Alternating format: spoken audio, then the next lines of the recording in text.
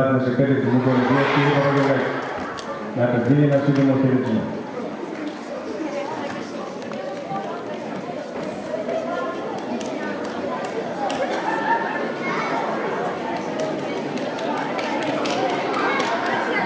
Κύριε Αντιδήμαρχη, κύριε Περιφερειακή Διευθυντά, κύριε Σακελέα,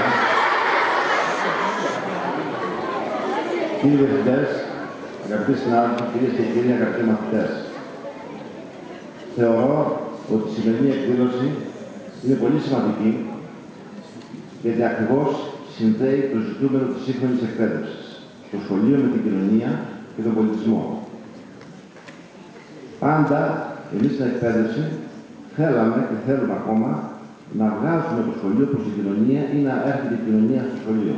Και αυτό με αυτή την εκδήλωση και με όλο το πρόγραμμα που υλοποιεί το Υπουργείο Παιδείας μέσω και της Εθνικής Διοικητικής Σκηνής, πιστεύω ότι επιτυχαίνει.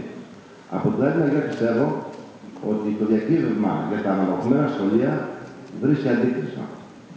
Οι πολλές ειδικότητες και οι συνάδελφοι που έχουν μπει στα αναμορφωμένα σχολεία, μέσα από τέτοια προγράμματα, καταδεικνύουν την αξία της δουλειάς τους, αλλά και την αξία της εκπαίδευσης. Πάντα θεωρούσα ότι η μάθηση δεν είναι μόνο μέσα από τα βιβλία. Είναι μέσα από το βιωματικό. Και μέσα από αυτές τις ειδικότητες και από αυτές τις δραστηριότητες πιστεύω ότι προσφέρεται ποιοτικότερη μάθηση. Στα πλαίσια αυτά, θέλω να ευχαριστήσω και να συγχαρώ το Διευθυντή του Σχολείου και τους άλλους διευθυντές των τριών σχολείων που συμμετέχουν για αυτή την δραστηριότητα και την εκδήλωση. Εύχομαι να βρουν μιμητές και σε άλλους συναδέλφους και άλλα σχολεία. Πάντα επιτυχίες. Να είστε καλά.